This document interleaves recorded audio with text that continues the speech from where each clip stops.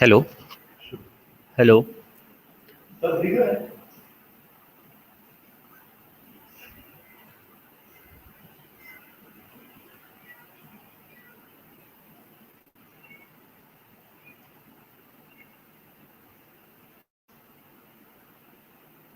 hello.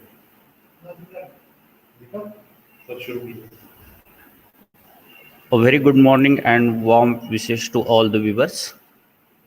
Today we are going to arrange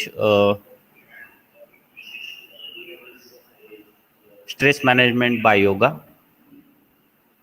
The entire program is going to be covered from KBHS Trust Institute of Pharmacy, Malegaon. KBHS Trust Institute of Pharmacy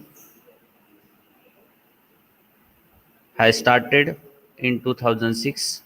Right now we are running diploma pharmacy, degree pharmacy, M Pharmacy in Pharmaceutics, and recently we are having PhD Research Center under the guidance of late Dr. Bairamji Hire, and right now Honorable Prasad Ji Hire is the chairman of KBHS Trust Malegaon.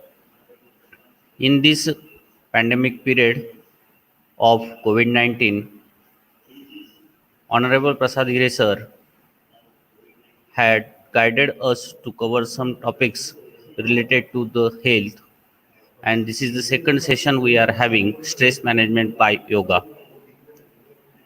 We are also thankful for giving this opportunity to respected Vinod Bairagi sir, principal of KBHS Trust Institute of Pharmacy. I would like to give a short introduction of today's lecture. The today's lecture is going to be covered by Dr. Nilesh Wak. He is completed his PhD in yoga from Kalidas Sanskrit University, Ramtek, Nagpur, and right now he is working as a vice principal at Yoga Mahavidyalaya, Nasik. So without wasting time, we are going to start the session stress management by yoga. Thank you, sir.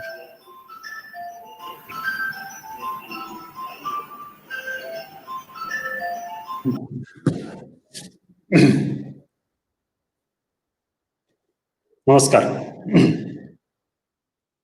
KBHS ट्रस्टच्या institute of फार्मसीचे सन्माननीय प्राचार्य, सन्माननीय प्राध्यापक वृंद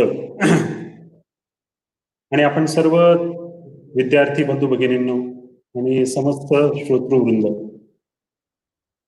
आजच्या या सध्याच्या वातावरणामध्ये आता सरांनी उल्लेख केला की कोविड-19चं सगळा दुष्प्रभाव सगळ्या जगभर पसरलेला आहे आणि या दुष्प्रभावामुळेच सगळं जग खरं म्हणजे तणावाखाली आहे, तणावग्रस्त आहे.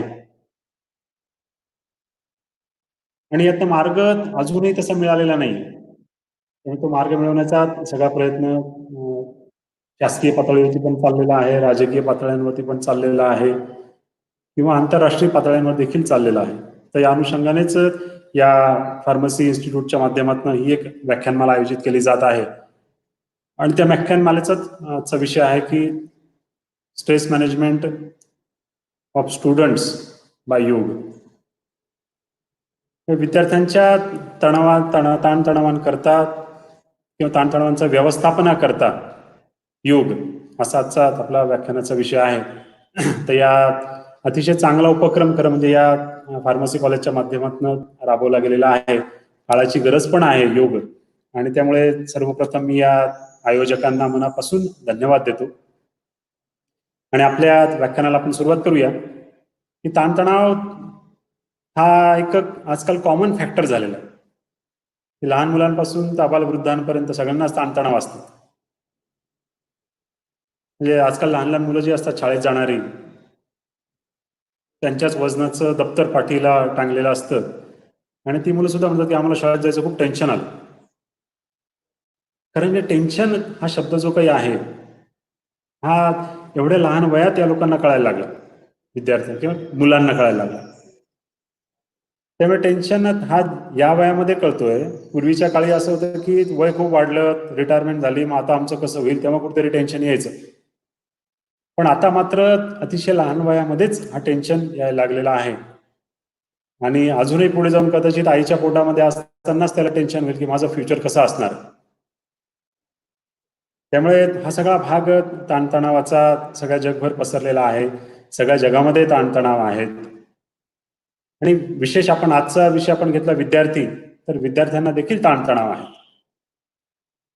विद्यार्थी शब्दाचा जर आपण अर्थ बघितला की जो विद्येचं अध्ययन करतो तो विद्यार्थी. जो विद्या ग्रहण करतो किंवा विद्या अभ्यासतो किंवा विद्या ग्रहण करतो त्याला विद्यार्थी असं म्हणतात. म्हणजे एखादी गोष्ट माहीत नाहीये ती माहिती करून घेण्याचा जो काही प्रयत्न असतो तो प्रयत्न जो कोणी करतो त्याला म्हणतात विद्यार्थी. आणि खरी विद्या काय तर म्हटलं झालं की या विद्या सा विमुक्त आहे. खरी विद्या कुठली तर जी मुखामध्ये शिकतो ती सगळी भौतिक प्रकारची विद्या आहे. अर्थात काळाची गरज आहे, आवश्यकता देखील आहे. इंजिनिअरिंगचं फील्ड असेल, मेडिकलचं फील्ड असेल, बिझनेसचं फील्ड असेल, कुठले असेल, पोट भरण्यासाठी किंवा त्यातनं उत्पन्न मिळण्यासाठी या गोष्टी आजकालची विद्या जी ती विशेष उपयोगाची देखील आहे, नाही असं नाहीये. म्हणून भौतिक विद्या आहे सगळ्या आजची. आणि मग या विद्यार्थी दशा जी काही आहे त्या विद्यार्थी दशेमध्ये आपल्याला माहिती आहे की स्पर्धा खूप आहेत.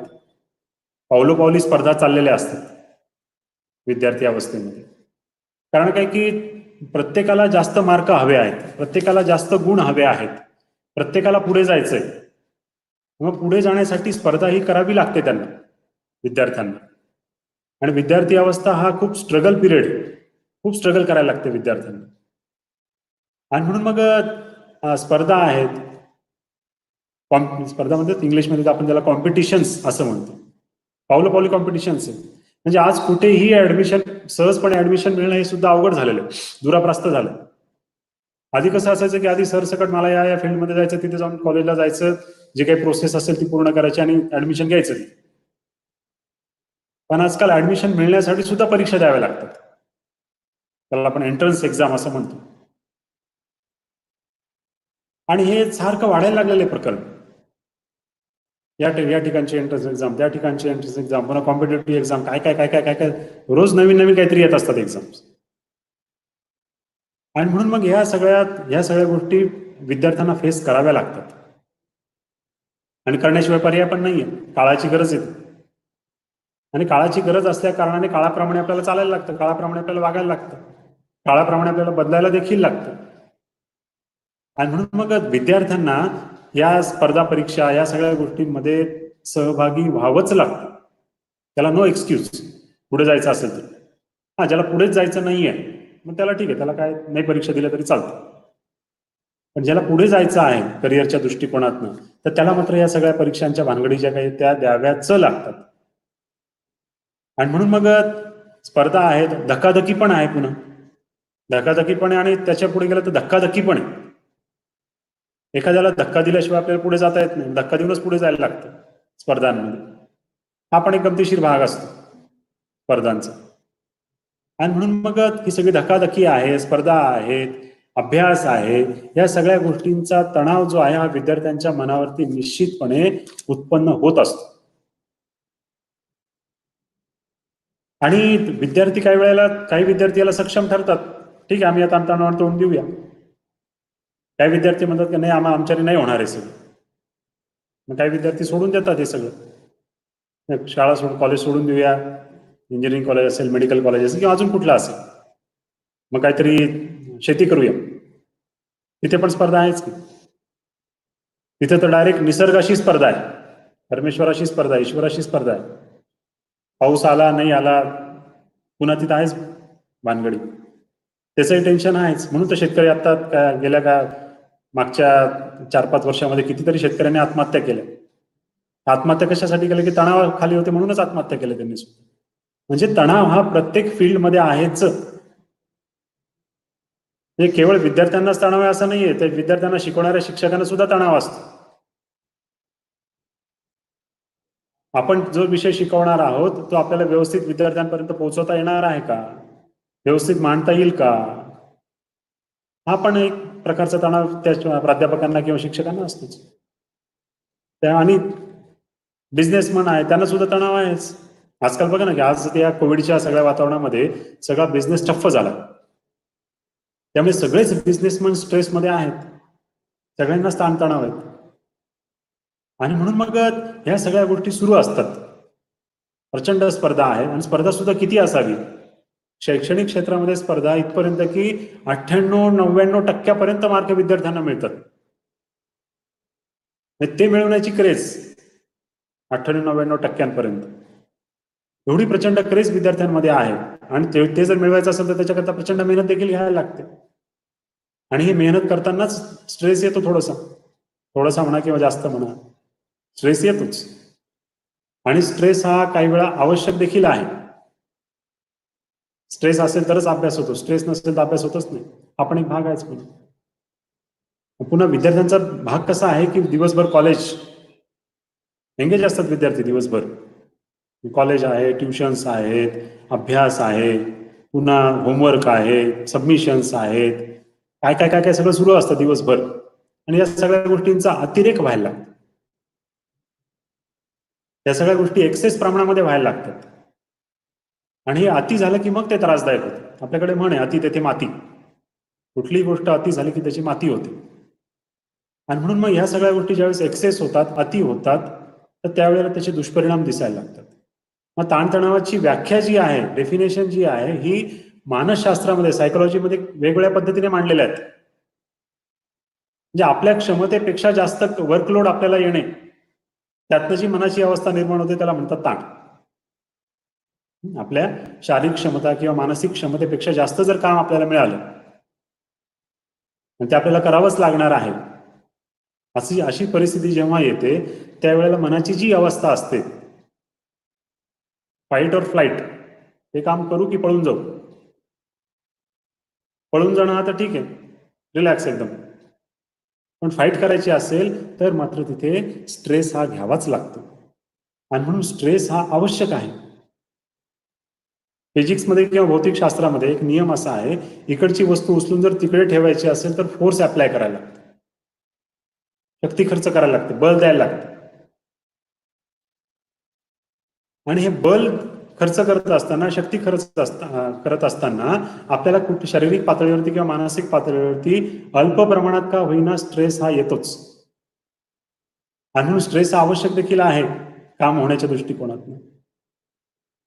म्हणजे ताणतणावाचे, स्ट्रेसचे विशेषतः 2 प्रकार पडतात. एक आहे इसेन्शियल स्ट्रेस आणि दुसरा आहे नॉन इसेन्शियल स्ट्रेस. म्हणजे काय तर एक आवश्यक ताण आणि दुसरा आहे अनावश्यक ताण.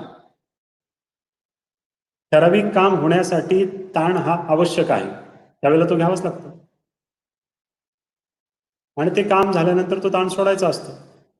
उदाहरण घेऊया आपण की समजा आपली यावेळेला तर आपण कोविडच्या वातावरणातनं परीक्षेच्या ताणातनं मुक्त झालो. पण जर समजा परीक्षा असती किंवा आपण परीक्षा देखील दिलेल्या आहेत, तर ज्यावेळेला परीक्षा सुरू होतात त्याच्या आधीचा काही दिवस जे काही आहे हे तणावाखाली असतो. कारण काही पेपर आले, अभ्यास झाला की नाही, होईल की नाही आपला अभ्यास, पेपर सोपा जाईल की अवघड जाईल, चांगले मार्क्स मिळतील की नाही, चांगल्या मार्कांनी पास होईल की नाही, वगैरे वगैरे. अशा सगळ्या गोष्टींमुळे आपण नैसर्गिकरित्या तणावाखाली असतो. कारण परीक्षा शब्दामध्येच ताण आहे. आणि परीक्षा म्हणजे काय तर काही विद्वान लोकांचं असं म्हणणं आहे की परीक्षा इज नेसेसरी फुलिशनेस, या आवश्यक असलेला मूर्खपणा सुद्धा आहे परीक्षा. पण गमती असतात परीक्षेमध्ये. काही वेळा कसं असतं की जो आपण अभ्यास करतो ते परीक्षेला विचारलंच जात नाही, म्हणून कमी मार्क मिळतात. काही विद्यार्थ्यांचं उलट असतं, वर्षभर काही अभ्यास करत नाही पण परीक्षेच्या वेळेला जे काही थोडं वाचतात नेमकं त्यांच्या नशिबाने परीक्षेला तेच विचारलं जातं, त्यामुळे ते छान उत्तरं लिहितात परीक्षेमध्ये. आणि एखादा चांगला हुशार विद्यार्थी असतो की जो अभ्यास करून सुद्धा त्याला काही वेळा कमी मार्क्स मिळतात. बाकी अभ्यास भरपूर आहे त्याचा, पण त्यांनी अभ्यास केलेल्या गोष्टींवरती फारसे प्रश्नच विचारले गेले नाहीत आणि म्हणून त्याला कमी मार्क्स मिळाले. पण हा मात्र वर्षभर काहीच अभ्यास केला नाही, पण परीक्षेच्या आदल्या दिवशी रात्री जागून वगैरे त्यांनी थोडासा अभ्यास केला आणि नेमकं परीक्षेमध्ये तेच प्रश्न विचारले गेले, त्याला चांगले मार्क मिळतात. हा वर्षभर घासतो, कमी मार्क्स मिळतात. तेव्हा अशा सगळ्या गमती जमती या परीक्षेच्या प्रकरणामध्ये आहेत, म्हणून काही विद्वान लोक या परीक्षेला म्हणतात की नेसेसरी फुलिशनेस आहे. आवश्यक आहे अर्थात परीक्षा, त्याशिवाय पुढचं शिक्षण आपल्याला घेता येत नाही. पुष्कळ गोष्टी त्यावर आधारलेल्या आहेत म्हणजे परीक्षेमुळे. आणि त्यामुळे मग परीक्षा जी काही आहे, परीक्षा शब्दामध्येच ताण आहे. मग जोपर्यंत पेपर सगळे सुरू असतात तोपर्यंत ताण असतात. शेवटचा पेपर एकदा झाला, शेवटचा पेपर संपला की विद्यार्थी लगेच संध्याकाळचं पिक्चरचं तिकीट काढतात. शेवटचा पेपर झाला, चला आज सिनेमा बघायला जाऊ, पिक्चर बघायला जाऊ, रिलॅक्स असतात एकदम. कारण परीक्षा सुरू होण्यापासून तर परीक्षा संपेपर्यंत ताण घेतलेला होता आणि त्यात तो आवश्यक असलेला ताण. आता परीक्षा संपली, शेवटचा पेपर झाला, आता ताण घ्यायची काही गरज नाही. म्हणून ताण जे असतात हे जीवनामध्ये प्रत्येकाच्या आहेत. स्वयंपाकघरामध्ये काम करणाऱ्या गृहिणीला सुद्धा ताण असतात, ऑफिसमध्ये काम करणाऱ्या गृहस्थाला सुद्धा ताण असतात, एखादा व्यापारी असेल, बिझनेसमॅन असेल, त्याला देखील ताण असतात, पंतप्रधानांना देखील ताण आहेत, राष्ट्रपतींना देखील ताण आहेत, सगळ्यांनाच ताण आहे. पण ते केव्हा घ्यायचे आणि केव्हा सोडायचे हा महत्वाचा भाग आहे. परीक्षा चालू असताना आपण ताण घेतो, परीक्षा संपल्यानंतर आपण ताण घेत नाही, कारण आता आवश्यकताच नाहीये ताणाची काही. आणि म्हणून मग त्यावेळेला ताण आपल्याला सोडायला लागतो. पण ताण घेताही आला पाहिजे आणि ताण सोडताही आला पाहिजे. काही लोक सारखं या ताणतणावाखाली जे ग्रस्त झालेले असतात, ताणतणावाखाली जे दडपलेले असतात, असे पुष्कळशे विद्यार्थ्यांच्या पुन्हा काय होतं की मग नैराश्य यायला लागतं त्यातून. ताणतणाव अधिक आल्या कारणाने, त्यांच्या क्षमतेपेक्षा जास्त वर्कलोड आल्या कारणाने ताणतणावांखाली ते दडपले जातात. ताणतणावांखाली दडपले गेल्या कारणाने एक मानसिक नैराश्याची भावना मनामध्ये निर्माण होते, मनोदुर्बलता निर्माण होते, मन दुर्बल व्हायला लागतं. आपल्याला महाभारताचा प्रसंग माहिती आहे की कौरव पांडवांचं सैन्य सगळं युद्धभूमीवरती आलेलं होतं कुरुक्षेत्रामध्ये, आणि अर्जुन आणि कृष्णाला सांगितलं की मला कोणाशी लढायचं आहे ते मला बघायचंय, म्हणून रथ दोन्ही सैन्यांच्या मध्ये नेऊन उभा कर. कृष्णाने तो रथ दोन्ही सैन्यांच्या मध्ये नेऊन उभा केला. रथ उभा केल्यानंतर ज्यावेळेस अर्जुनाने बघितलं समोर मला कोणाशी लढायचंय, तर कोणी काका आहेत, कोणी मामा आहेत, कोणी भाऊ आहेत, कोणी आजोबा आहेत, कोणी गुरु आहेत वगैरे वगैरे, आणि ह्या सगळ्यांशी मी लढायचं, ज्यांच्या अंगा खांद्यावर मी खेळलो त्यांना मी मारायचं. आणि याचं त्याला प्रचंड फ्रस्ट्रेशन आलं. अर्जुनाला तिथे मानसिक ताणतणावांचा अटॅक आलेला होता. आणि मग तिथे भगवान श्रीकृष्णाने त्याला भगवद्गीतेच्या माध्यमातून काउन्सिलिंग केलं, आणि काउन्सिलिंग केल्यानंतर मग त्याला ताणातनं बाहेर काढलं आणि पुन्हा त्याला युद्धाला तयार केलं. अन्यथा अर्जुन तयार होत नव्हता युद्धाला. त्याकरता भगवद्गीता 750 श्लोक सगळे सांगायला लागले कृष्णाला. आणि म्हणून मग अशा पद्धतीने काउन्सिलिंग देखील करायला लागतं. म्हणून यातनं होतं काय की मनोदुर्बलता निर्माण व्हायला लागते सगळ्यात पहिले. आणि मनोदुर्बलता दूर करण्यासाठी पुष्कळशे विद्यार्थी जे असतात हे विद्यार्थी काहीतरी वाम मार्गांचा अवलंब करतात, चुकीचे मार्ग अवलंब करतात. त्यामध्ये आहे की व्यसनाच्या अधीन होतात विद्यार्थी, आणि हे खूप ठिकाणी बघायला मिळतं. विशेषतः इंजिनिअरिंग कॉलेज, मेडिकल कॉलेजचे जे विद्यार्थी असतात त्यांच्या बाबतीमध्ये हा प्रकार जास्त बघायला मिळतो.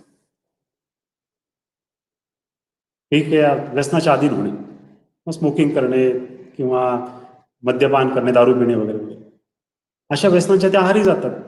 मग ते म्हणतात की एक सिगारेट ओढली की मला जरा रिलॅक्स वाटतं. सिगारेटमध्ये जे निकोटीन सारखे घातक द्रव्य आहेत त्यामुळे ब्रेन स्टिम्युलेशन होतं, मेंदूमध्ये ज्या पेशी असतात, सेल्स असतात, ते ऍक्टिव्ह व्हायला लागतात, ओव्हर ऍक्टिव्ह होतात टेम्पररी, आणि त्यामुळे त्याला छान वाटतं, रिलॅक्स वाटतं. मग त्या एका सिगारेटचा इफेक्ट किती वेळ असेल देव जाणो, मला त्याचा अनुभव नाहीये पण जे ओढतात त्यांना माहितीये, त्याचा अनुभव असेल त्यांना की 15 मिनिटं, 20 मिनिटं, अर्धा तास, 1 तास, जे काय असेल तेवढ्या वेळ त्यांना त्याचा अनुभव येतो, रिलॅक्स वाटतं त्यांना, आणि त्याचा इफेक्ट कमी व्हायला लागला की दुसरी सिगारेट ओढतात, पुन्हा दुसऱ्या सुरू होतो. चेन स्मोकर बनतात एका मागून एक सारखे सिगारेट, आणि एक सिगारेट ओढली साधारणतः 12 ते 15 मिनिटाचं आयुष्य कमी होतं. एक सिगारेट ओढल्यानंतर तेवढं त्याचं आयुष्य कमी कमी व्हायला लागतं. पण तो म्हणतो की नाही, सध्या तरी मला बरं वाटतं, आयुष्याचं गेलं उडत, काय असेल ते असेल, पण आता मला बरं वाटतंय. आणि म्हणून असे विद्यार्थी जे असतात ते व्यसनाधीन होतात, मद्यपान करायला सुरुवात करतात, दारू प्यायला सुरुवात करतात. त्यात किती घातक गोष्टी त्यातनं निर्माण व्हायला लागतात. आतल्या अवयवांना, आतल्या इंद्रियांना, आतल्या ऑर्गन्सला कितीतरी त्रास त्याचा होतो त्या मुद्द्याचा. पण तरी सुद्धा विद्यार्थी त्याच्या अधीन देखील व्हायला लागतात. आणि त्याच्याही पुढे जाऊन काही विद्यार्थी अतिशय घातक अशा मार्गाचा अवलंब करतात, ज्याला आपण म्हणतो आत्महत्या, सुसाईड. 10वी-12वीचा निकाल लागला की पेपरला बातम्या असतात. त्यामुळे विद्यार्थ्यांनी कमी मार्क्स मिळाल्यामुळे किंवा नापास झाल्यामुळे किंवा रिझल्टच्या आधीच, काही विद्यार्थ्यांना आपला रिझल्ट माहिती असतो, आपले काय बोंब पडणार आहे. मग त्याच्या आधीच ते ठरवून घेतात की रिझल्ट लागण्याच्या आधी आत्महत्या करायची. आणि हा अतिशय घातक प्रकार, अतिशय चुकीचा मार्ग आहे हा. ते 10वीचा विद्यार्थी 10वीमध्ये कमी मार्क्स मिळाले किंवा 10वीमध्ये नापास झाला म्हणून आत्महत्या करतो. पुढे सगळं आयुष्य पडलंय ना. आता तर फक्त 15-16 वर्षाचाच आयुष्य जगलाय तो. पुढे भरपूर वर्ष आयुष्य पडलेलं आहे. 50 वर्ष, 60 वर्ष, 80 वर्ष, जे काय असेल ते अजून खूप जगायचंय. 10वीच्या मार्कांवरती तुझं भवितव्य ठरणार नाही. इथे 10वीचे नापास झालेले लोक आमदार, खासदार, मंत्री होतात, कोट्यावधीचा घोटाळा करतात, करोडोचे बंगले बांधतात. 10वी सुद्धा पास नसलेले लोक. 10वी पर्यंत तरी आलाय ना. त्यामुळे असे चुकीच्या मार्ग अवलंब करू नयेत. आत्महत्या करणं हे काही परमनंट सोल्युशन नाहीये त्यावर. पुन्हा मग काय पुनरपी जननम, पुनरपी मरणम, पुनरपी जनने जठरे जननी, हे सारख्या गोष्टी सुरू असतात. आणि म्हणून मग हा काही योग्य मार्ग नाहीये त्यावरचा. आणि घातक आहे. पुन्हा आई वडिलांना त्रास होतो, परिवारातल्या सगळ्या लोकांना त्याचा त्रास होतो. या गोष्टी त्यांनाही कितीतरी मानसिक त्रास घरातल्या लोकांना होतो, जवळपासच्या लोकांना होतो. It is not solution. याला सोल्युशन काहीच नाहीये का? सोल्युशन आहे ना, परफेक्ट सोल्युशन याच्यासाठी, ताणतणावांपासून मुक्तता मिळण्यासाठी. आणि म्हणून ताणतणावांपासून मुक्तता मिळवायची असेल तर आधी ताण घेतला पण आले पाहिजेत, ताण योग्य वेळी कमी पण करता आले पाहिजे. तेव्हा आपल्याला ते छानपैकी मॅनेज करता येतं. आणि जीवन हे ताणतणावांनीच युक्त असं आहे. थोडेसे ताणतणाव येत असतात, थोडेसे ताणतणाव आपल्याला सोडायला लागतात.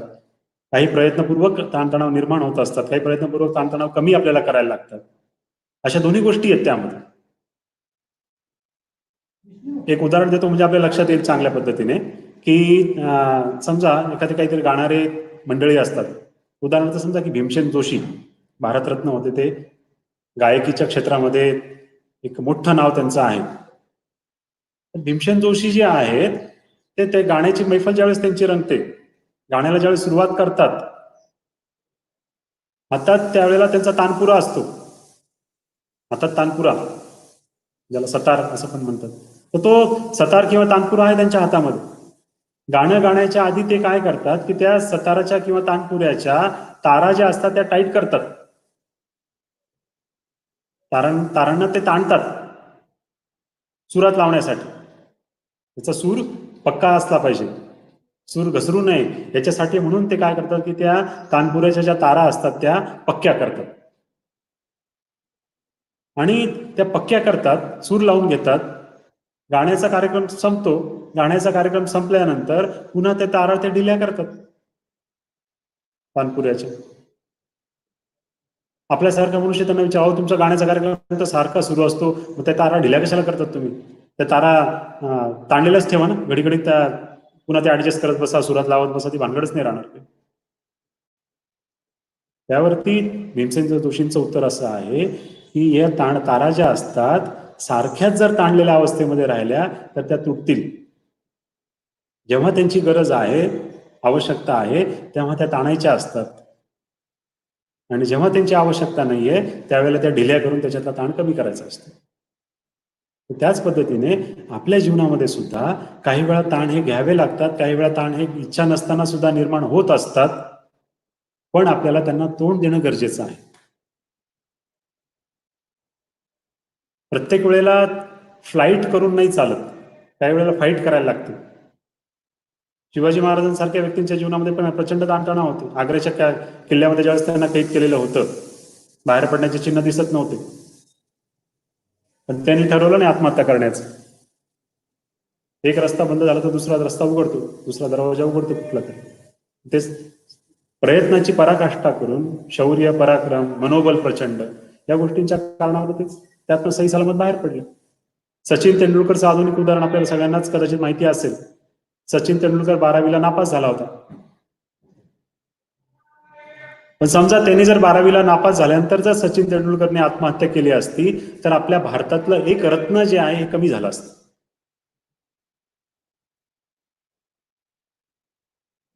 हो की नाही? आणि म्हणून मग त्यांनी तसं केलं नाही काही, कारण त्याला माहिती आहे 12वीचे माझा उद्देश जो आहे मला क्रिकेटर बनायचं. 12वी पास किंवा अभ्यासक्रम हा जो काही भाग आहे हा साईड बाय साईड चाललेला आहे, त्याच्यापासून माझं काही अडणार नाही. माझं क्षेत्र आहे क्रीडा क्षेत्र आहे.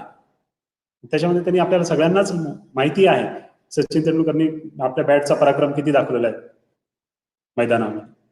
आणि त्यामुळेच त्याची दखल भारत सरकारने घेऊन त्याला भारत रत्न पुरस्कार देखील प्रदान केलेला आहे.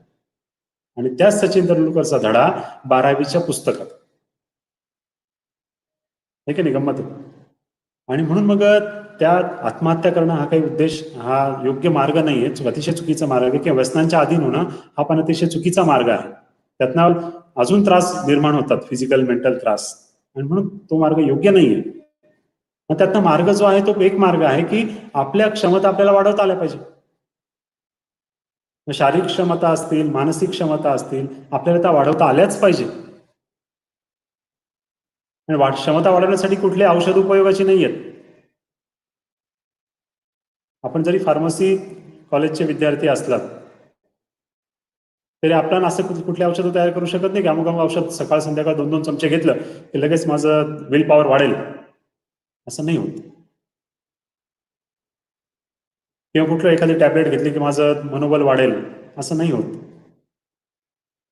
त्याच्याकरता आपल्याला आपल्या क्षमता आधी ओळखता आल्या पाहिजेत. आपल्या क्षमता ओळखून आपल्याला त्यातनं मार्ग काढता आला पाहिजे. आणि त्याचबरोबर आपल्या जीवनामध्ये काहीतरी साधना आपण केली पाहिजे.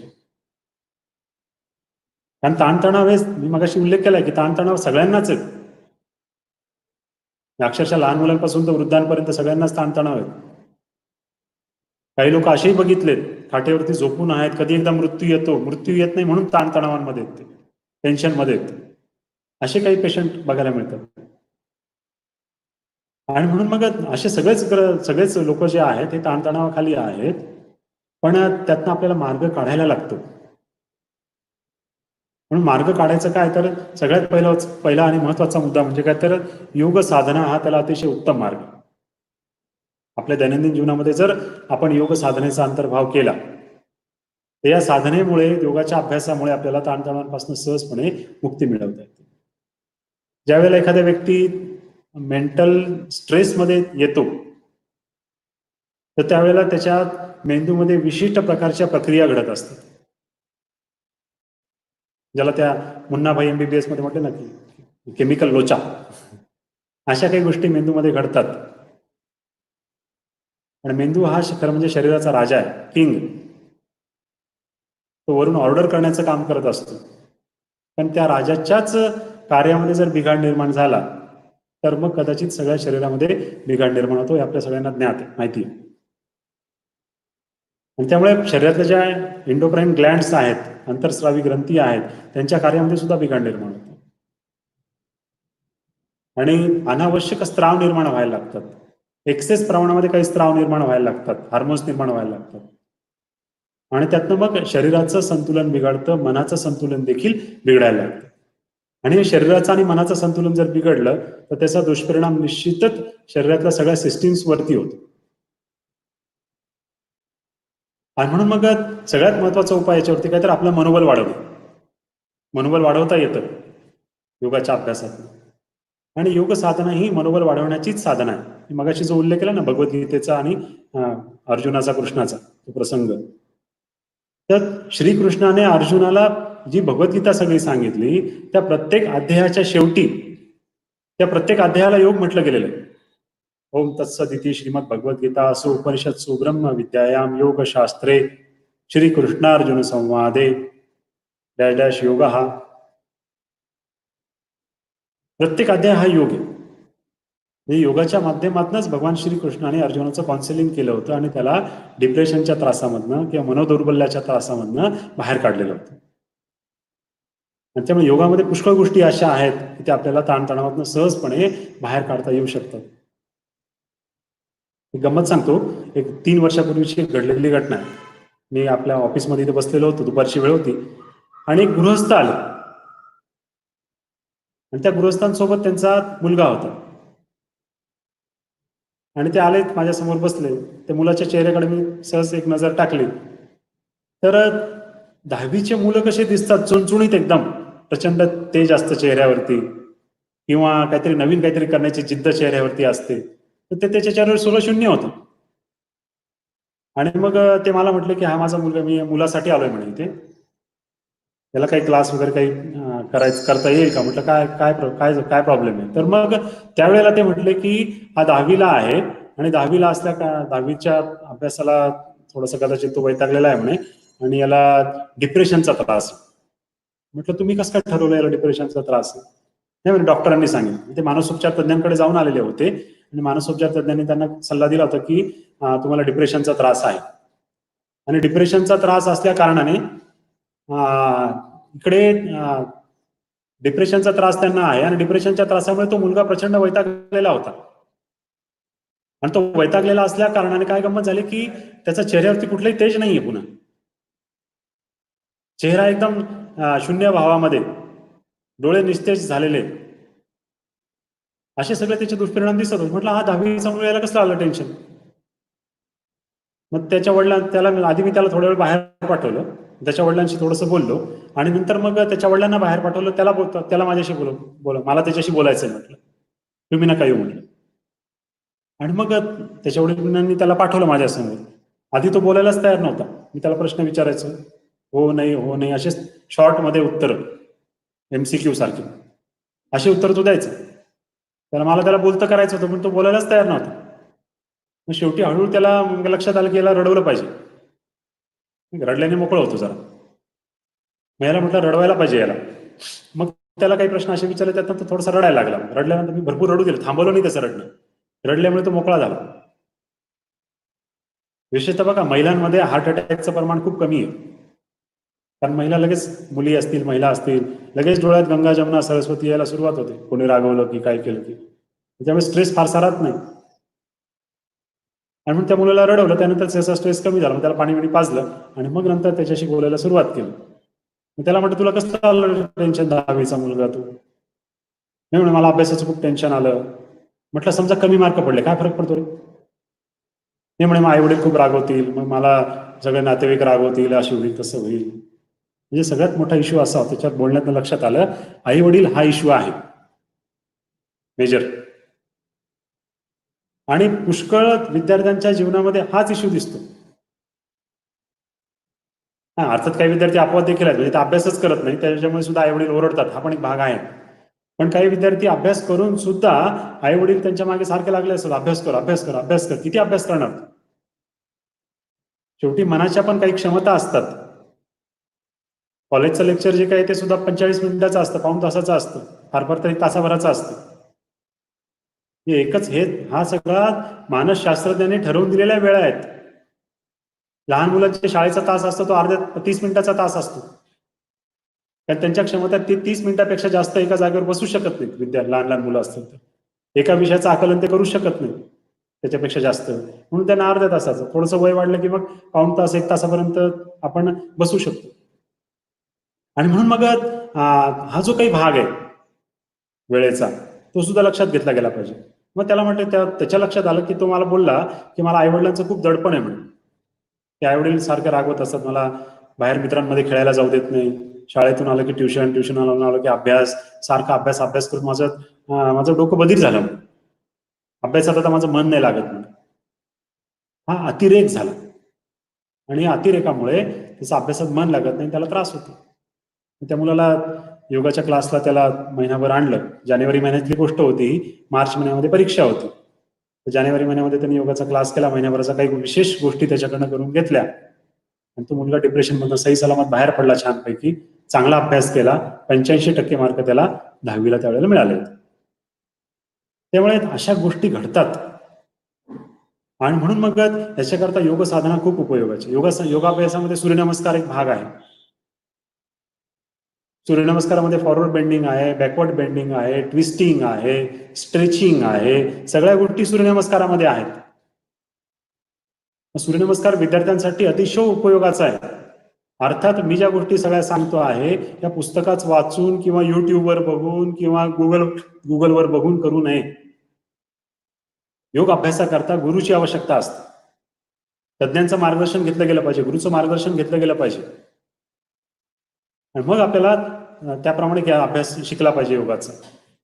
अन्यथा त्रास होण्याची पण शक्यता आहे. योगामध्ये वॉर्निंग दिलेली आहे.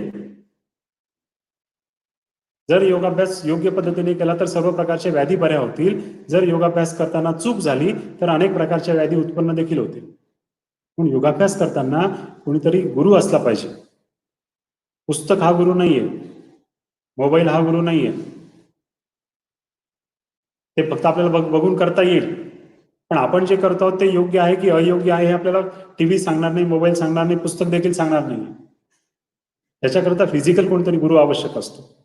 म्हणून गुरुची आवश्यकता आहे त्या ठिकाणी. म्हणून आपण ही गोष्ट आवर्जून लक्षात घेतली पाहिजे.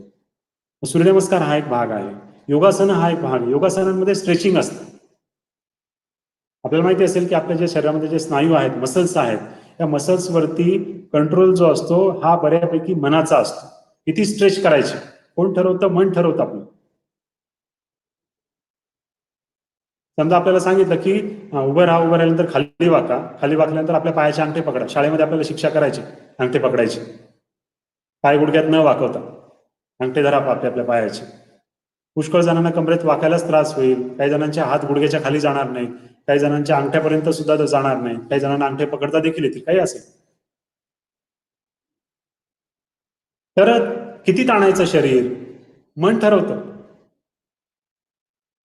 म्हणून योगासनं करताना ज्यावेळेस मसल्सवरती स्ट्रेचिंग होतं, मसल्सवरती ताण येतो, त्या मसल्सवरती ताण आल्या कारणाने गंमत अशी घडते की हा ताण सहन करण्याची मनाची क्षमता देखील वाढायला लागते.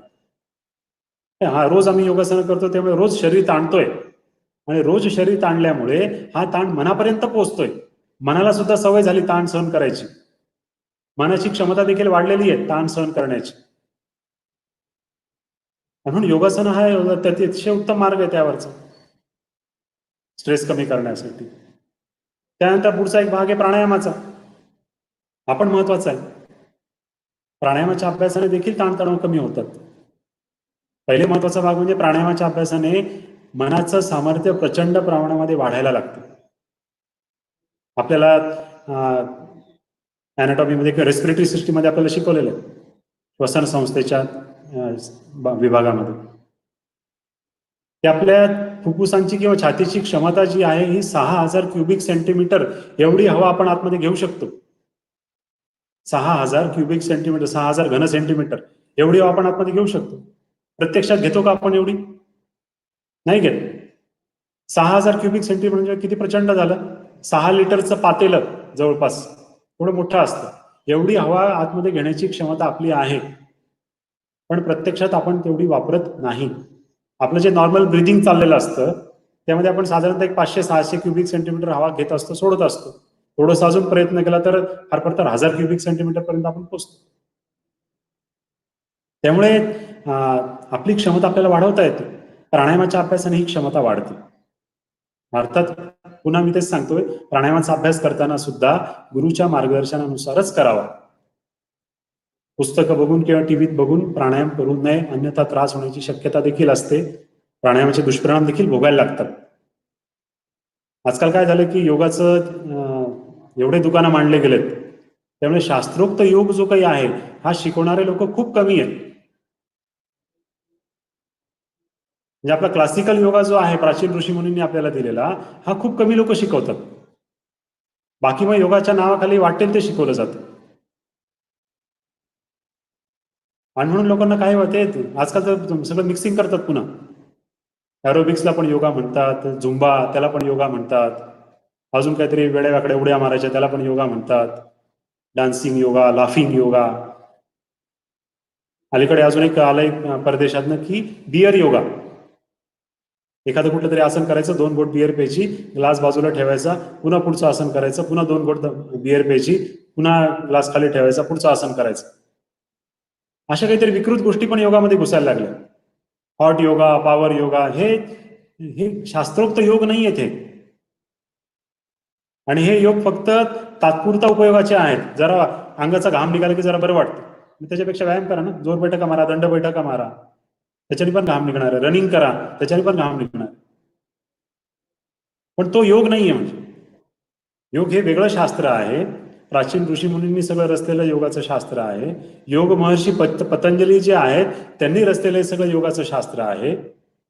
आणि म्हणून मग ह्या सगळ्या योगशास्त्राचा विचार करताना आपल्याला मूळ गोष्टी ज्या काही आहे त्याच्यापासून बाजूला जाता येत नाही, जाऊ नये. म्हणजे आजकाल जे दुकानं मांडलेत लोकांनी, वाटेल ते शिकवायचं, वाटेल तसं शिकवायचं. ते म्हणतो ना आपण, ऊस कसा असतो की वरून खा नाही तर खालून का, गोडच लागतो. योगाच्या बाबतीमध्ये पण तशीच गंमत आहे की प्राथमिकतः योग साधना करणारी जी मंडळी असतात, शिकवणारी जे असतात, वाटेल ते शिकवणारे, शिकणाऱ्या नवीन नवीन लोकांना लगेच कुठलाच त्रास होत नाही, तात्पुरता त्यांना बरं वाटतं. लगेच त्रास झाला तर कदाचित त्याला लोक नाव ठेवतील की त्याच्यावरती बॅन येण्याची शक्यता असते. पण ते इफेक्ट लवकर मिळत नाही, म्हणून तर सगळं दुकानं चाललेत सगळ्यांची. म्हणून शास्त्रोक्त पद्धतीने जी सगळी योग साधना आहे ती केली पाहिजे. मग त्यामध्ये प्राणायाम हा पण खूप महत्वाचा भाग आहे. तर प्राणायामाच्या अभ्यासाने आपली श्वसन इंद्रियांची क्षमता प्रचंड प्रमाणामध्ये वाढायला लागते. म्हणजे अक्षरशः 3,000, 3,500, 1000 क्युबिक सेंटीमीटर, घन सेंटीमीटर एवढी आपली लंग्स कॅपॅसिटी वाढते, फुफ्फुसांची क्षमता वाढते. आणि छाती जर एवढी फुगायला लागली तर प्रचंड क्षमता येणार आहे. कुठलंही एखादं हिमतीचं किंवा शक्तीचं किंवा ताकदीचं काम ज्या वेळेला आपण करतो, जरा छाती पुढे काढून काम करतो आपण, छाती फुगवून काम करतो. एखादा पराक्रम केला असेल काहीतरी छोटा मोठा, छाती फुगते आपली लगेच. प्राणायामामध्ये रोजच छाती फुगवली जाते आणि त्यामुळे श्वसन इंद्रियांची क्षमता ही प्रचंड वाढते आणि त्यामुळे मनोबल सुद्धा वाढते. श्वासाचा आणि मनाचा संबंध आहे दोघांचाही. हठयोगामध्ये एक श्लोक सांगितलेला आहे, चले वाते चलम चित्तम निश्चले निश्चलम भवेत योगी स्थाणुतो आपनोती ततो वायुम निरोधयेत. चले वाते चलम चित्तम, वात म्हणजे श्वास. जशी श्वासाची गती असते तशी मनाची गती असते. श्वासाला जर आपण स्थिर केलं तर मन देखील स्थिर होणार. त्यामुळे प्राणायामाच्या अभ्यासाने मनोबल तर वाढणारच आहे, पण त्याचबरोबर मनाला स्थिर केलं जाईल, ही आवश्यक आहे. आजकालचे काय की विद्यार्थी खूप हुशार आहेत. आजकालच्या विद्यार्थ्यांचा आयक्यू लेवल जी आहे, इंटेलिजंट क्वेश्चन जो आहे, हा बऱ्यापैकी चांगला आहे. पण डायरेक्शन योग्य असलं पाहिजे त्याच्यासाठी. नुसतं आयक्यू चांगला असून उपयोग नाहीये, तर योग्य डायरेक्शनला त्यांनी काम केलं पाहिजे. ती शक्ती जी आहे ती योग्य दिशेला युटिलाइज झाली पाहिजे. आणि म्हणून मग काय तर त्याच्याकरता प्राणायामाची साधन आहे. तर प्राणायामाच्या अभ्यासाने पहिली गोष्ट म्हणजे मनोबल प्रचंड प्रमाणामध्ये वाढायला लागतं. मनोबल वाढल्या कारणाने दुर्बलतेचे जे विचार असतात ते मनात निघून जातात.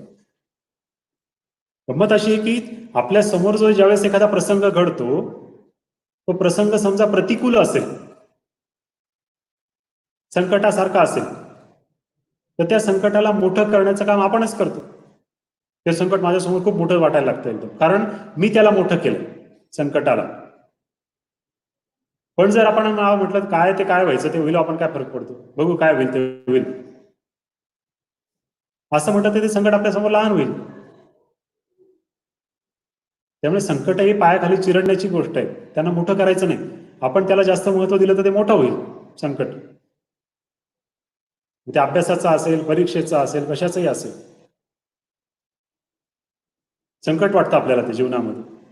आणि केवळ महाविद्यालय कॉलेजच्याच परीक्षा नाही, आपल्या जीवनामध्ये अशा अनेक परीक्षा येतात, त्यावेळेला जीव घेण्या परीक्षा पण येतात. तर आपण त्यांना मोठं करतो म्हणून ते जास्त मोठं वाटतं आपल्याला. म्हणून आयुष्यामध्ये एक गोष्ट आवर्जून लक्षात, आणि हे योग शिकवतं की संकटांना कधीही आपल्या समोर मोठं करायचं नाही. संकट आमच्या समोर क्षुल्लक आहेत. संकट आज आहे, उद्या निघून जाणार आहे. कुठलीही गोष्ट कायमस्वरूपी या सृष्टीमध्ये राहत नाही. त्यामुळे संकट आज आहे, उद्या निघून जाईल, परवाच्या दिवशी नसणार. म्हणून ते अशाश्वत गोष्टी आहेत सगळ्या. हे सगळं आपल्याला योगातनं शिकायला मिळतं. आणि म्हणून मग प्राणायामाचा अभ्यास हा याच्यासाठी विशेष उपयोगाचा आहे की सकारात्मकता आपल्यामध्ये यायला लागते, पॉझिटिव्हिटी. आपले विचार सकारात्मक असले पाहिजे, निगेटिव्ह नसावे, नकारात्मक नसावे. हा, मला चांगला अभ्यास होणारच आहे माझा, तर घाबरायचं काही कारण नाही. मी चांगला अभ्यास करणार आहे, चांगले मार्क्स मिळणार आहे, चांगल्या मार्काने मी पास होणारच आहे, हे पॉझिटिव्ह असलं पाहिजे. त्याचबरोबर योगशास्त्रामध्ये अजून एक महत्वाचा भाग आहे की ओंकार जप. हा पण विशेष महत्वाचा आहे. ओंकार जपाच्या अभ्यासाने आपलं मन जे काही आहे हे इन्स्टंट रिलॅक्स व्हायला लागतं. आवडतो. पण योग साधनेमध्ये ओंकाराला विशेष महत्व दिलं गेलेलं आहे. आणि ओंकाराच्या बाबतीमध्ये एक गोष्ट आवर्जून लक्षात घ्यायची की योग साधनेचा एक तो भाग आहे, याला कुठल्याही धर्माची बाधा नाही. हिंदूंनीच म्हणावा, ख्रिश्चनांनी म्हणू नये, मुस्लिम लोकांनी म्हणू नये असं काही नाही. ज्याला फायदा पाहिजे तो प्रत्येक जण म्हणू शकतो. कारण शरीर सगळ्यांचं सारखंच आहे, अॅनाटॉमी फिजिओलॉजी सगळ्यांची सारखीच आहे, त्यामुळे इफेक्ट सुद्धा सगळ्यांना सारखाच मिळणार. आणि म्हणून मग ओंकार जप ज्या वेळेला करतो आपण, तो ओंकार जपामुळे व्हायब्रेशन जे आहेत ते मस्तिष्काच्या भागामध्ये निर्माण होतात, मेंदूच्या भागामध्ये निर्माण होतात. आणि मेंदूमध्ये वैज्ञानिक लोकांचं असं म्हणणं आहे की आपल्या मेंदूमध्ये 14,000 ब्रेन सेंटर्स, 14,000 सेल्स आहेत, 14,000 पेशी आहेत मेंदूमध्ये. आणि जो व्यक्ती जगात सगळ्यात हुशार आहे तो आपल्या मेंदूचा उपयोग फक्त 10% करतो, ओनली 10%. बाकी 90%, 90% मेंदू हा झोपलेला आहे. तिथल्या सेल्स ज्या आहेत त्या झोपलेल्या आहेत, पेशी झोपलेल्या आहेत. या झोपलेल्या पेशींना जागा करण्याचं काम हा ओंकाराचा जप करतो. ओंकार जपामुळे व्हायब्रेशन्स निर्माण होतात. खरं म्हणजे पायाच्या नखापासून तर डोक्यावरच्या केसांपर्यंत सगळ्या शरीरामध्ये व्हायब्रेशन्स येतात ओंकाराच्या जपामुळे. आणि त्यामुळे खूप चांगले परिणाम या ओंकार जपाचे मिळतात. मन एकाग्र व्हायला मदत होते. विद्यार्थ्यांना खूप आवश्यकता आहे कॉन्सन्ट्रेशन ऑफ माइंड. आजकालचे विद्यार्थी माइंड व्हायब्रेशन खूप आहे, त्यांचं मन विचलित खूप आहे. ते करू की ते करू, ते करू की ते करू, सारखं काय काय काय सुरू असतं. आणि हे मन बिघडवण्याला कारणीभूत म्हणजे काय तर मोबाईल फोन. आजकालचे स्मार्टफोन जे काही आहेत हे जास्त त्रासदायक आहेत. तर त्याच्यामुळे सुद्धा लक्ष विचलित व्हायला खूप चांगला उपयोग होतो. म्हणजे ज्याला लक्ष विचलित करायचंय त्याच्यासाठी मोबाईल. म्हणून त्याचा वापर सुद्धा मर्यादित असला पाहिजे. जेवढी आवश्यकता तेवढं तर वापरावं, अन्यथा ते बाजूला ठेवून द्यावं. विज्ञानाचा एक आविष्कार आहे तो, तर ज्यामुळे त्याचा उपयोग गरजेपुरताच केला गेला पाहिजे. त्याच्यामुळे लक्ष विचलित होतं. रात्री उशिरापर्यंत व्हॉट्सअप बघणे, काय इंटरनेट बघणे वगैरे वगैरे सगळ्या गोष्टी. आताच सगळं जग आलंय ना, मग त्याचा देखील त्रास व्हायला लागतो. ह्या सगळ्या आणि पुन्हा ज्यावेळेस तो मोबाईल सारखा कानाला लावला असतो तो मेंदूपासून जवळ आहे, त्या मोबाईल मधनं जे काही ध्वनी लहरी निर्माण होतात त्याचा दुष्परिणाम मेंदूवरती देखील होतो. म्हणून ही मेंदूची कार्यक्षमता वाढवण्यासाठी ओंकार जप जो तो विशेष महत्वाचा आहे. त्यामुळे ओंकारचा जप केला पाहिजे. ओंकार कसा म्हणायचा एक 2-3 वेळा मी म्हणून दाखवतो आपल्याला, त्या पद्धतीने आपण म्हणायला देखील हरकत नाही. सगळ्या विद्यार्थ्यांनी एकदा ताड बसा, समोर जे बसलेले असतील ते. मी सांगतो त्याप्रमाणे ओंकार म्हणायचा आहे. फक्त डोळे मिटून घ्यायचे अलगद. हे मी म्हणून दाखवतो, नंतर माझ्यानंतर आपल्याला म्हणायचं आहे. आधी मोठा श्वास घेणार,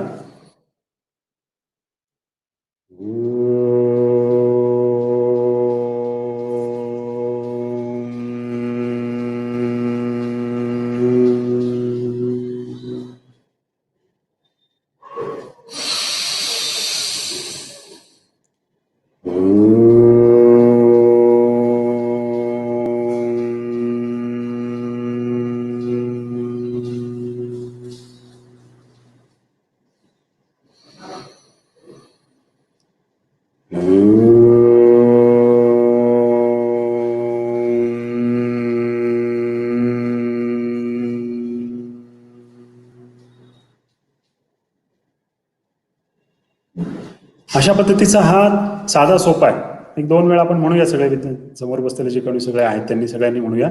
पाठी सगळा ताट ठेवा, मान सरळ ठेवा, डोळे लगत मिटून घ्या.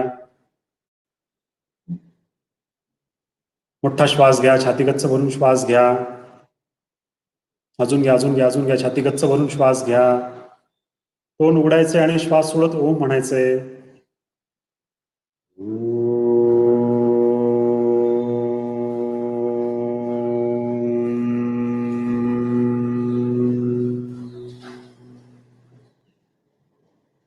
व्हेरी गुड, छान. पुन्हा एकदा म्हणूया. पुन्हा भरपूर श्वास घ्या, छाती गच्च भरून श्वास घ्या. तोंड उघडा आणि सुरू करा.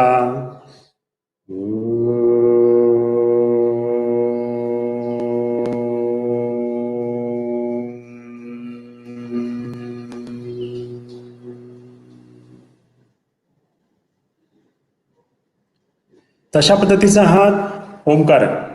अशा ओंकाराचा जप रोज आपण 10 मिनिटं जर केलं, मोठा श्वास घ्यायचा आणि ओमचं उच्चारण करायचं, पुन्हा मोठा श्वास घ्यायचा, पुन्हा ओमचं उच्चारण करायचं. असं जर आपण 10 मिनिटं केलं तर 2 in 1 फायदे, प्राणायामाचा पण फायदा मिळेल आणि ओंकाराचा पण फायदा मिळेल. दोन्ही गोष्टी आपल्याला साध्य होतील. आणि 10 मिनिटं जर ओंकार जप केला तर आपल्याला दिवसभर रिलॅक्स वाटणार. दिवसभर कुठलंही काम आपण ज्या वेळेला करू त्यावेळेला आपल्याला निश्चितपणे रिलॅक्स वाटेल त्यातनं.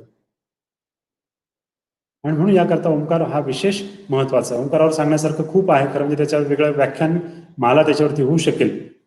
त्यानंतर अजून एक प्रक्रिया योगामधली उपयोगाची ताणतणाव कमी करण्यासाठी योग निद्रा. योग निद्रा त्याच्यामध्ये निद्रा शब्द आहे, अर्थात ते रिलॅक्सेशनचं टेक्निक आहे. पाठीवर झोपायचं आणि अतिशय सोपं आहे, सेफ आहे. पुन्हा त्याला काही गुरुची आवश्यकता नाही. प्री रेकॉर्डेड एक कॉमेंट्री असते, ती कॉमेंट्री आपण लावायची. अर्ध्या तासाची कॉमेंट्री आहे योगनिद्रेची, विद्यार्थ्यांकरता तर खास तयार केलेली, परीक्षेची भीती घालवण्यासाठी, अभ्यासामध्ये प्रगती घडवण्याच्या दृष्टिकोनातून. त्यामुळे ती खास विद्यार्थ्यांसाठी योगनिद्रा आहे. आणि या योगनिद्रेचा जर आपण रोज अभ्यास केला, रोज अर्धा तास, तर प्रचंड फिजिकल आणि मेंटल रिलॅक्सेशन जे काही आहे हे योगनिद्रेच्या माध्यमातून व्हायला लागतं. हा खूप खूप चांगला फायदा जो काही आहे तो विद्यार्थ्यांना होतो. पाठीवर झोपायचं, अर्थात खाली चटई वगैरे टाकून, आणि त्यानंतर ती कॉमेंट्री फक्त आपल्याला फॉलो करायची. त्यात जे काही सांगितलं जातं त्या सगळ्या सूचना आपल्याला फॉलो करायच्या, त्याचं पालन करायचं. आणि अर्ध्या तासानंतर आपल्याला ताबडतोब लक्षात येतं की आपल्याला इन्स्टंट फायदा होतोय त्याचा. जर कोणाला उच्च रक्तदाबाचा त्रास असेल, विद्यार्थ्यांना सुद्धा हाय ब्लड प्रेशरचा त्रास असतो अलीकडे, तो त्रास सुद्धा योगनिद्रेच्या अभ्यासाने विदाऊट मेडिसिन बरा व्हायला लागतो. कुठली गोळी खायची आवश्यकता नाही. तर अशा पद्धतीने हा त्रास देखील कमी व्हायला लागतो. म्हणून ती योगनिद्रा आपण एक चांगलं तंत्र या योगाच्या भागामध्ये आहे. आणि मग ह्या सगळ्या गोष्टींचा आपल्या जीवनामध्ये उपयोग केला पाहिजे आपण. त्या योगनिद्रेची गंमत अशी सांगतो की त्या योगनिद्रेमध्ये काही संकल्प पण दिलेले आहेत, काही दृश्य दाखवलेत. आपण जसं स्वप्न बघतो की नाही, तसे काही दृश्य त्याच्यामध्ये योगनिद्रेमध्ये त्या कॉमेंट्रीमध्ये सांगितलेले, की त्यामध्ये म्हटलंय की परीक्षेची आली आहे, परीक्षा जवळ आली आहे, आज पहिला पेपर आहे, पण पहिला प्रश्नपत्रिका हातात पडली. पहिला पेपर तर एकदम सोपा आहे, पहिला प्रश्न एकदम सोपा आहे, तोंडपाठ आहे माझा. क्वेश्चन नंबर 2, आता याचा अभ्यास तर माझा कालच अभ्यास केलेला होता मी, तो सुद्धा मला माहिती आहे. क्वेश्चन नंबर 3, आता माझ्या हातचा मळ आहे एकदम. क्वेश्चन नंबर 4, हा पण माझा असाच एकदम सोपा आहे. असं करत करत एक एक प्रश्न जो आहे तो सोपा करून टाकलेला. आणि हे रोज हॅमरिंग झाल्यामुळे, ती योगनिद्रा परीक्षेच्या आधी रोज केले गेल्यामुळे काय व्हायला लागतं की प्रत्यक्षात त्या गोष्टी साकार व्हायला लागतात. आणि विद्यार्थी खरंच म्हणतात की आम्हाला परीक्षेला ज्यावेळेस आम्ही गेलो योगनिद्रेचा अभ्यास केल्यामुळे, तर त्यावेळेला खरोखर आम्हाला ती प्रश्नपत्रिका हातात पडल्यानंतर असं वाटत होतं की खूप सोपा आहे. आणि आमचा पेपर जो आहे हा वेळेच्या आधीच कव्हर होत होता. असा अनेक विद्यार्थ्यांचा अनुभव देखील आहे. म्हणजे शाळेच्या 10वीच्या विद्यार्थ्यांवरती आम्ही रिसर्च केलाय त्याच्यावरती. त्यामुळे खूप चांगले परिणाम याचे मिळायला लागतात. स्ट्रेस लेवल कमी व्हायला लागते, आणि स्ट्रेस लेवल कमी झाली तर आपला अभ्यास चांगला होणार. म्हणून स्ट्रेस लेवल आपल्याला कमी करता आली पाहिजे. योग साधनेमधनं ती सहजपणे कमी व्हायला लागते. थोडंसं मेडिटेशन, ध्यान हा पण एक भाग आहे. ओंकार जप 10 मिनिटं केला की थोड्या वेळ डोळे मिटून शांत बसायचं, 5 मिनिटं, 2 मिनिटं, 5 मिनिटं, जे आपल्याला शक्य आहे ते. कुठले विचार मनात आले समजा तर तिकडे दुर्लक्ष करायचं, त्या विचारांना अटेंड करायचं नाही. त्या विचारांना आपण अटेंड करायला गेलो की दुसरा विचार पुन्हा मनामध्ये निर्माण व्हायला लागतो. आणि म्हणून मग त्याच्याकरता मेडिटेशन, ध्यानाचा अभ्यास सुद्धा आपण करणं गरजेचं आहे. आणि म्हणून ध्यान साधना ही सुद्धा योगशास्त्रामध्ये अतिशय महत्वाची आहे. अर्थात या सगळ्या गोष्टींचा उपयोग खरं म्हणजे आपल्याला फिजिकली मेंटली फिट राहण्यासाठी योग साधना हा त्याचा महत्वाचा उद्देश. आणि फिटनेस हा प्रत्येकाला आवश्यक आहे. शाळा कॉलेजमध्ये जाणाऱ्या विद्यार्थ्यांना पण आवश्यक आहे, घरामध्ये असणाऱ्या व्यक्तींना पण आवश्यक आहे, सगळ्यांनाच आवश्यक. प्रत्येकाला वाटतं की मी फिजिकली आणि मेंटली फिट राहायला पाहिजे. पण मी फिजिकली आणि मेंटली फिट राहायला पाहिजे याच्याकरता मी काय करतो? मी काहीच करत नाही. मग काहीही न करता तो फिटनेस कसा राहणार आहे? त्याच्याकरता अभ्यास करायला लागतो काहीतरी. म्हणून योगाचा अभ्यास हा साधा सोपा मार्ग आहे. योगाभ्यास शिकून घ्यायचा असतो. योगाभ्यास शिकून घेतला की आपल्याला त्या पद्धतीने सगळा अभ्यास करता येतो. योगाचा अभ्यास आपण शिकलो की मग नंतर एकदा शिकून घेतलं की मग तशी गुरुची फारशी आवश्यकता राहत नाही. पण आसनं करण्यामागचं टेक्निक काय आहे, प्राणायाम करण्यामागचं टेक्निक काय आहे, ध्यान करण्यामागचं टेक्निक काय आहे, हे सगळं टेक्निक जर आपण लक्षात घेतले, ते आपण आत्मसात केले की नंतर मग तशी गुरुची आवश्यकता नाही आपल्याला. मग आपण त्या त्या पद्धतीने आपला अभ्यास हा करू शकतो. पण प्राथमिकता हा अभ्यास सुरू करताना गुरु मात्र हा आवश्यक असतो. त्यामुळे आपल्याला जिथे जिथे योग्य तज्ज्ञ शिक्षक मंडळी, योग्य गुरु आपल्याला उपलब्ध होतील, तर म्हणजे मालेगाव शहरामध्ये सुद्धा योग विद्याधाम नावाची संस्था आहे, आमच्या संस्थेची ब्रँच योग विद्या गुरुकुल नाशिकची. तर त्यामुळे तिथे सुद्धा आपल्याला मार्गदर्शन मिळेल, तिथे सुद्धा आपल्याला याचा अभ्यास करता येऊ शकणार आहे. आणि म्हणून मग हा अभ्यास आपण सगळा करावा. कारण काय की योगशास्त्र किती चांगलं आहे सांगत बसण्यापेक्षा प्रत्यक्ष अनुभव घेतला पाहिजे. म्हणजे साखर किती योग्य आहे, साखर किती कशी गोड लागते, हेच आपण नुसतं एक साखरेवरती समजा मी तुम्हाला 1 तासाभराचं लेक्चर दिलं तर आपल्याला तितकंसं समजणार नाही ते. पण समजा एक चमचाभर साखर तुमच्या प्रत्येकाच्या तोंडामध्ये टाकली, मुखामध्ये टाकली, तर तुम्ही म्हणून कशाला एवढं लेक्चर देत बसले. आम्हाला कळलं आता साखर कशी येते, कारण आम्ही ती खाल्ली, अनुभवलेली त्याची चव. आणि म्हणून योगशास्त्र सुद्धा तसंच आहे. योगशास्त्र हे अनुभवाचं शास्त्र, एक्सपिरियन्सचं शास्त्र आहे. योग अनुभवता आला पाहिजे आपल्याला, योगाचा आपण अनुभव घेतला पाहिजे आणि मग त्यातली खरी मजा आपल्याला कळायला लागते. आणि मग आपल्याला लक्षात यायला लागतं की जीवन कसं रिलॅक्सपणे जगायचं असतं. अर्थात योग साधना करणाऱ्या लोकांच्या जीवनामध्ये ताण येत नाही असं नाही, येतात. पण मी मगाशी उल्लेख केला, टेक्निक असतं ते, केव्हा घ्यायचे आणि केव्हा सोडायचे. कामापुरता घ्यायचे, काम झालं की सोडून द्यायचे. काही काही लोक असे असतात की सोडायलाच तयार नसतात ते, आणि त्याच्यामुळे जास्त टेन्शन येतं. काही काही लोकांना दिवसभर टेन्शन मध्येच राहायला आवडतं, कुठल्या ना कुठल्या निमित्तानं काहीतरी टेन्शन त्याला हवं असतं, म्हणजे ते टेन्शनचं व्यसन असल्यासारखं वाटतं, झालेलं असतं त्यांना. आणि एखाद्या दिवशी जर त्यांना टेन्शन आलं नाही, तर आज मला कुठलंच टेन्शन आलं नाही या गोष्टीचं त्यांना टेन्शन येतं पुन्हा. आज कसं कुठलंच टेन्शन आलं नाही मला. त्यामुळे असे काही काही लोक असतात. म्हणजे त्यामुळे छानपैकी रिलॅक्स आपल्याला जीवन जगता आलं पाहिजे. आणि योग साधना हा सुखी आणि समृद्ध जीवन जगण्याचा राजमार्ग. नाशिकला योग विद्या गुरुकुल नावाची संस्था आहे. इथे अनेक विद्यार्थी योग शिकण्यासाठी येत असतात. अनेक विद्यार्थी इथे योग अभ्यास करायला येतात, शिकून जातात आणि आपल्या आयुष्याचं कल्याण करतात. मग अर्थात सगळं शास्त्रोक्त पद्धतीने शिकवलं जातं. प्राचीन ऋषीमुनींनी जे काही सांगितलेलं आहे ते सगळं शिकवलं जातं इथे. भेसळ केली जात नाही, मिक्सिंग केलं जात नाही. पुष्कळ लोक आम्हाला विचारायला येतात, तुमच्याकडे पॉवर योगा शिकवतात का, तुमच्याकडे हॉट योगा शिकवतात का. आम्ही सांगतो नाही, आमच्याकडे अशा गोष्टींनी शिकवतो आम्ही. तर प्राचीन ऋषीमुनींनी जे आपल्याला शुद्ध स्वरूपामध्ये दिलेला आहे तोच सगळा योग जो आहे तो इथे शिकवला जातो आणि त्याचे इफेक्ट मिळतात. जे योग्य आहे, जे नैसर्गिक आहे, त्याचे परिणाम जास्त चांगले असतात. म्हणून या ठिकाणी योग शिकवण्याची सुविधा आहे. मालेगाव शहरामध्ये राहणारे जे विद्यार्थी आहेत त्यांच्यासाठी सुद्धा आहे. खरं म्हणजे इथे दिघे सर आलेले आहेत, आपले माझ्या शेजारीच बसलेले आहेत. दिघे सरांकडे मी तिथला कॉन्टॅक्ट नंबर पण देऊन ठेवतो, कदाचित ते आपल्याला सगळ्या विद्यार्थी बंधू भगिनींना ते आपल्याला देतील ते नंबर. तिथे आपल्याला कॉन्टॅक्ट करता येऊ शकेल. तिथे सुद्धा आपल्याला योग शिकण्याची सुविधा मालेगाव शहरामध्ये सुद्धा होऊ शकेल. अर्थात मालेगावच्या बाहेरची अनेक लोक आज व्याख्यान ऐकता आहेत, तर त्या प्रत्येक शहरामध्ये सुद्धा योग शिकवण्याची सुविधा आहे खरं म्हणजे. तर त्यामुळे आपण शिकलं पाहिजे आणि विद्यार्थ्यांनी आपला अभ्यास करता करता आवर्जून योग साधना केली पाहिजे. स्वामी विवेकानंदांचं उदाहरण घेता येईल आपल्याला. स्वामी विवेकानंद हे अभ्यास करता करता ध्यानाचाही अभ्यास करायचे, प्राणायामाचा पण अभ्यास करायचे, व्यायाम पण करायचे, दंड बैठकांचा पण अभ्यास ते करायचे. त्यामुळे फिजिकली आणि मेंटली फिट होते विवेकानंद विद्यार्थी अवस्थेमध्ये. भीती नावाचा शब्द त्यांच्या डिक्शनरीमध्ये नव्हता विवेकानंदांच्या.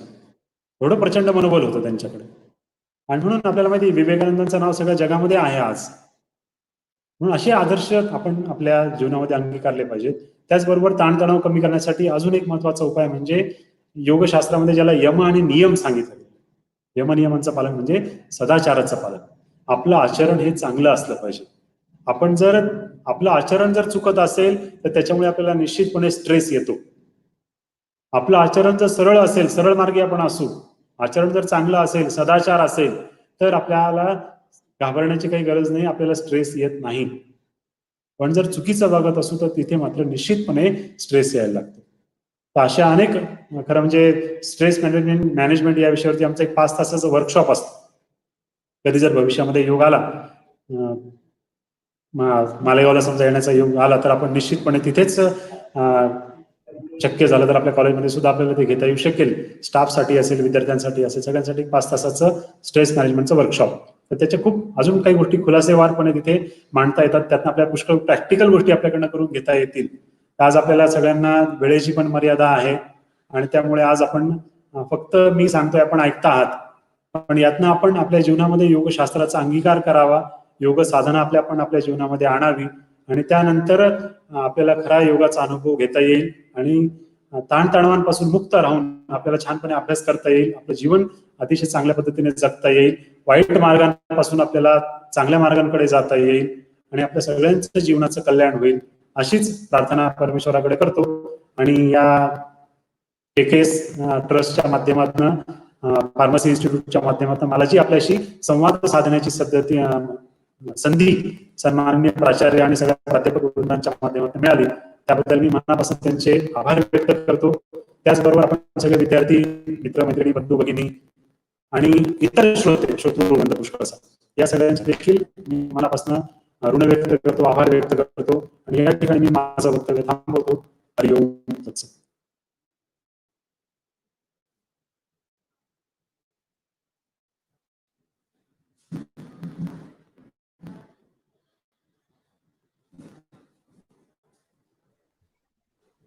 शुरू कर दो direct. Thank you, sir, for your valuable information regarding stress management by yoga. On the behalf of KBHS Trust Institute of Pharmacy, I would like to thank Dr. Nilesh Wagh, sir, for giving his valuable time for to give the valuable information to our students as well as the viewers from others. For this program, I would like to thank Honorable Prasad Gire, sir, President of KBHS Trust Institute of Pharmacy. As well, I would also like to thank the giving us the opportunity by Dr. Vinod Bairagi, Principal KBHS Trust Institute of Pharmacy. Thank you, sir.